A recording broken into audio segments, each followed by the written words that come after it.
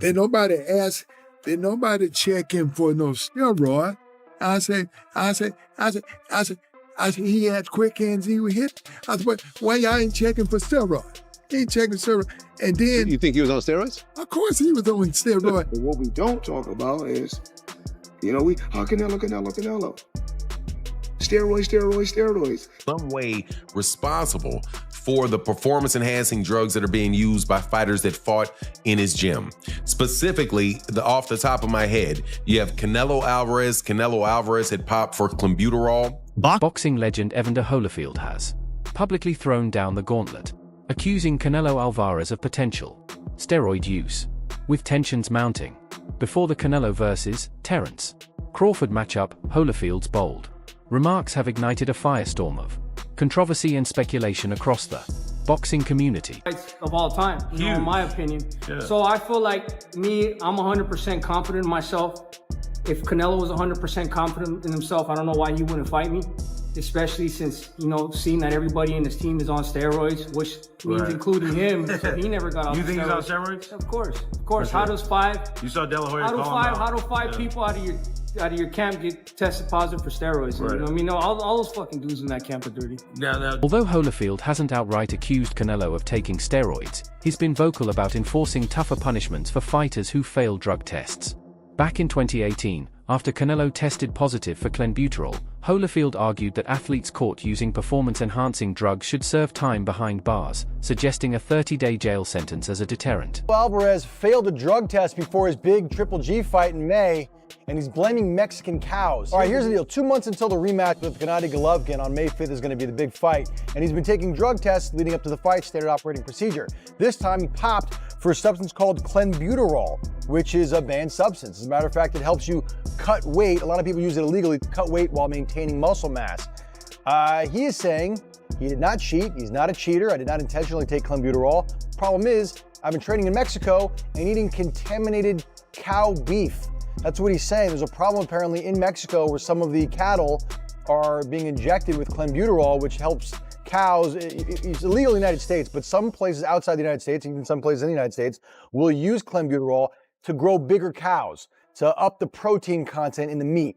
And he's saying that what he had was contaminated meat because his training center is in Mexico and there's a problem with Mexican meat down there. Floyd Mayweather has sharply criticized what he sees as a double standard in boxing when it comes to steroid use, pointing directly at Canelo Alvarez. Mayweather argues that while some fighters are harshly scrutinized, stars like Canelo receive lenient treatment because of their drawing power and market status. He believes this imbalance damages the sport's integrity, letting certain boxers dodge accountability.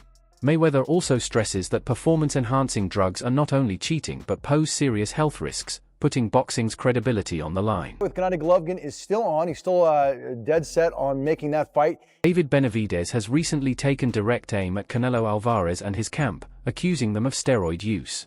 He questioned why Canelo would shy away from a fight if he had full confidence in himself, pointing to multiple positive drug tests linked to Alvarez's team. Benavidez's sharp remarks have further fueled their rivalry, branding Canelo's camp as dirty in light of these repeated doping allegations. But what we don't talk about is, Canelo. Steroids. They don't talk about that.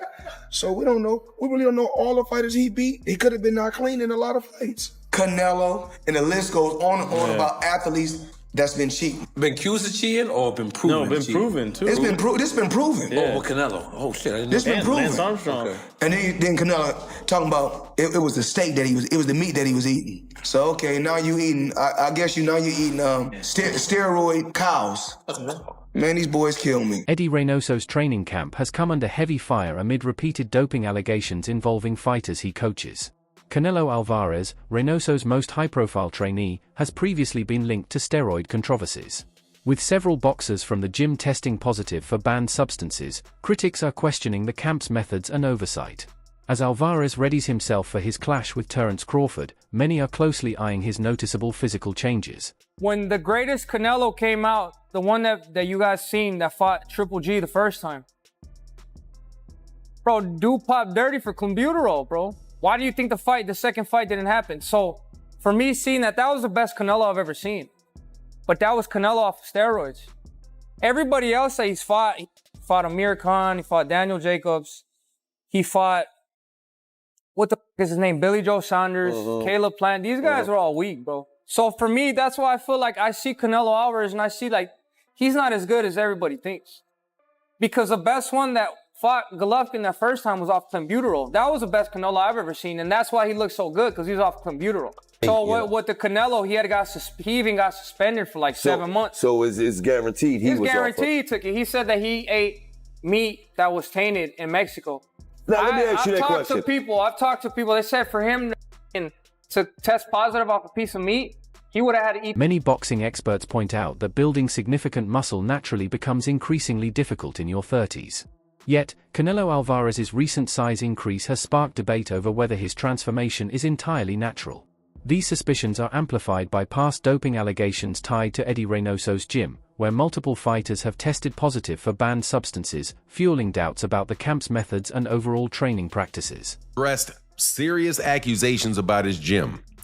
And the accusations are that people, or at least the implications are, that he is the one that is providing performance-enhancing drugs or is in some way responsible for the performance-enhancing drugs that are being used by fighters that fought in his gym. Specifically, off the top of my head, you have Canelo Alvarez. Canelo Alvarez had popped for clenbuterol 2 times. For Fahim Satur, I'll say that he did it 2 times, even though I think it was for the same fight. But Canelo Alvarez popped dirty for clenbuterol 2 times. You have Luis Nery, who had tested positive, but I think Luis Nery tested positive before he was with Eddie Reynoso.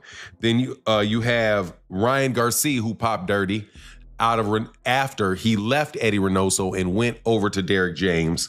And then you have Oscar Valdez. Oscar Valdez popped dirty while he was with Eddie Reynoso, but at the time he was still allowed to fight. You also clearly see that you have an issue with the fight that's coming up with Canelo Alvarez and Terence Crawford, in that you have one guy that tested positive and you have another guy that looks like he's using in order to get up and continue to climb up weight classes. You know, at a certain point in time, and this is something that Rolly Romero has said, certain point in time, your body just doesn't do that. At a certain point in time, your body just doesn't do it. I'm 6'2", 200, and should weigh about 210. Closer to 250, but I should weigh about 210. I'm not going to get up. If I was 210 now at 50 years old. On a recent episode of the Joe Rogan Experience, Rogan revisited Canelo Alvarez's history with clenbuterol and questioned the ongoing debate surrounding his physique and performance.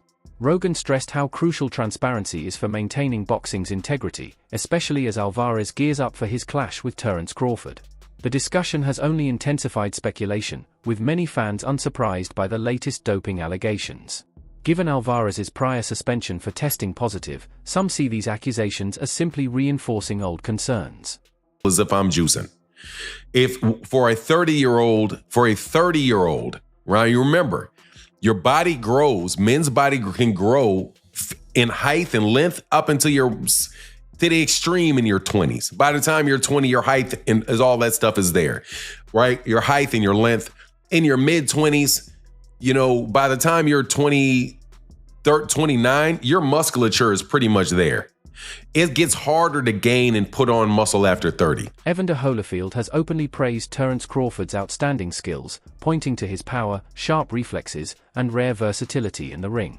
Holyfield emphasized Crawford's seamless ability to switch between orthodox and southpaw stances, keeping opponents guessing and forcing them to constantly adapt. He even likened this adaptability to life itself, where success depends on adjusting to every challenge. In Holyfield's view, Crawford's dynamic style and quick reactions make him one of the most dangerous and well-prepared fighters in the sport today. What up, everybody? It's your boy MC from MCTV. I wouldn't be surprised if Canelo Alvarez is on steroids right now as we speak and is going to be fully juiced with something that hasn't even hit the market yet. Think about it. He's pretty much a billionaire. He has access to everything. Terence Crawford's longtime trainer, Brian "Bomac" McIntyre, has voiced complete confidence in their game plan, stressing that their preparation has been exhaustive and detail-focused. While he respects Canelo Alvarez's elite skill set, McIntyre believes Crawford's adaptability and sharp tactical mindset will be the decisive factors in neutralizing the advantages of facing a naturally bigger opponent. Going left-handed or right, how do you deal with someone like that? Well, I don't know. Didn't nobody switch up on me a lot. So it's hard for me to say, but I know life is about adjustment. You have to make adjustment. To be successful, adjustment is always going to be the difference between how far you going to go. And this is the last one, because I just thought of something. Obviously, Fury Usyk, a lot of people are talking about for undisputed. You were a smaller guy, and you almost beat. A lot of people thought you beat Nikolai Valuev, who's even taller. Even taller than Tyson Fury. How does the small guy Usyk defeat a tall guy like Tyson Fury? Nico Ali Walsh, grandson of the legendary Muhammad Ali, has shared key observations about Terence Crawford's preparation for his upcoming clash with Canelo Alvarez. Walsh pointed out that Crawford isn't stepping up against a naturally bigger, stronger opponent without a clear plan. He's been sparring with much larger fighters to get used to the kind of power and pressure Canelo brings, showing how seriously he's tailoring his training for the super middleweight division. According to Walsh, this strategic approach highlights Crawford's dedication to refining both his conditioning and skill set to meet the challenge head-on. I'm really confident that he's going to get the victory. Second of all, I'm just happy for him and the team. So, the world can see once again why he considered the best pound-for-pound fighter in the world. There was many a time where he was maybe struggling to get certain fights, and then he had to almost kick that door down.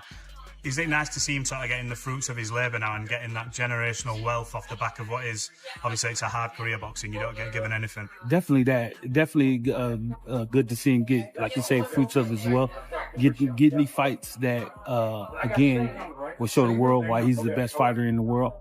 Show the world why he's the best fighter in the world. I'm just happy for him, man. Shaquille O'Neal has voiced strong belief in Terence Crawford's chances of beating Canelo Alvarez in their upcoming showdown. O'Neal praised Crawford's precision, relentless drive, and world-class boxing skills, suggesting that his technical mastery could neutralize Canelo's power and experience. This high-profile endorsement has only added more hype to the fight, as fans and analysts continue debating how the clash of styles will unfold inside the ring. Canelo before Canelo's last fight, but then after Canelo's last fight, it seems like it's more 50-50 now. So everything is just the build-up for that fight is just going to be absolutely magnetizing. Like that fight, it's garnered so much more buzz after Canelo's last fight, and Bud is Bud. He's one of the greatest fighters in boxing history. He is one of the greatest fighters in boxing history. So it's going to be a fight. It's going to be awesome to watch. Have you sparred any of them? I haven't sparred Bud yet. I haven't been in Canelo's camp. I've met Canelo a few times. I love Canelo's team. Canelo's one of my favorite fighters. He's been my favorite fighter for the longest time.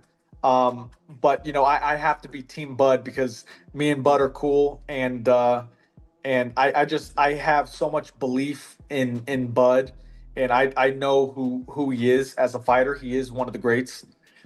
So he could do anything he wants.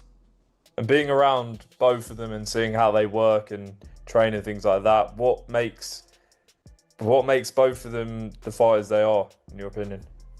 I've watched Bud, so for Bud in particular, he's calm in everything he does, and that kind of calm is scary to watch because it shows experience. You can see that he's been doing this for decades. You can see it with his shadow boxing. You can see it. Many boxing analysts have pointed out a key contrast in experience between Terence Crawford and Canelo Alvarez, especially when it comes to competing at different weight classes. While Crawford's adaptability and technical brilliance are well known, this bout marks his first appearance at super middleweight, a step that brings both risk and opportunity.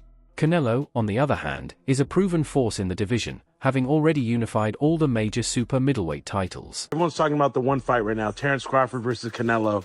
Who do you got? I gotta go Terence Crawford. Terence Crawford? Yeah. Why? Because he's the best ever. Really? You think he's the greatest ever? Yeah. Over Ali, Muhammad Ali? I didn't know you were a big Terence Crawford fan like that. Yeah, You have to understand that there's eras, and in different eras, you can bring down the titles. Like, for example, Joker's the best big man now. Right. And I don't like. You put Joker over you as the best big man? Oh. Different eras and different time. It's not my era, not my time now. True. It's their time. So he's the greatest big man in the NBA right now. So I let the people decide who's that. But right now, Terence Crawford is the best. So, and Floyd, because Floyd has never lost. So how does Terence beat Canelo? Decision? He's or going to knock him out. He's going to knock Canelo out? Yes, man. So they're going to have the fight at the Vegas Stadium, Raider Stadium. You're going to be there? I heard it was off. No, it's back on. Okay. Now it's back on. It's in September 13th in Vegas. Yeah, I'll be there. You'll be there. Front row? Of course. All right, cool. Trainer Robert Garcia has noted that Canelo Alvarez's recent performances seem a touch less explosive compared to his earlier career. Garcia believes this slight dip could create an opening for Terence Crawford, emphasizing that timing is everything in boxing. In his view, Crawford may be catching Canelo at a moment when his sharpness isn't at its peak, setting the stage for a matchup where momentum, form, and strategy could matter more than experience alone. There's no Triple G on Bud's resume. There's no Trout on Bud's resume. There's no Daniel Jacobs on Bud's resume. Canelo is the one that's fought the elite level opposition. It's Canelo that fought Laura. There is no Laura on Bud's resume. There is no Laura on Bud's resume. Bud has never faced a multiple division champ. Bud has never faced a multiple division champ. Yeah, but Bud is an elite boxer. So you're an elite boxer, but you haven't fought elite boxers. Boxing analysts believe Terence Crawford's greatest asset in this fight will be his unmatched adaptability. Famous for smoothly switching between orthodox and southpaw stances, Crawford constantly keeps opponents guessing, creating tricky angles and unexpected openings.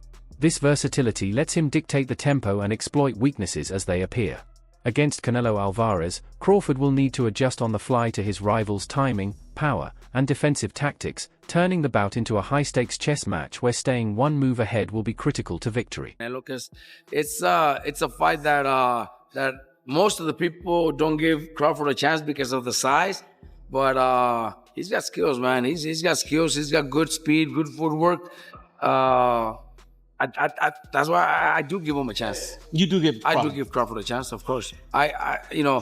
Canelo's last few fights, he does his work. He gets work done, but never does that little extra to please or to. He knows he doesn't need to anymore, so he's just comfortable enough with just securing the win. You don't like it? He became a businessman, and I think that could be something in favor of. Do you think Canelo Alvarez's past doping allegations should impact how we view him going into the fight with Terence Crawford? Can past controversies shape our perception of a fighter's integrity today? Crawford, on the other hand, he has been walking down his fighters, and people don't see that but me. For some reason, when I had that tape, people were screaming cat. And it's like David Evanesia, Errol Spence, Sean Porter, Gamboa, a Mean Machine. Even against Madrimov, the way he won the fight was by fighting. It wasn't Floyd Mayweather sticking.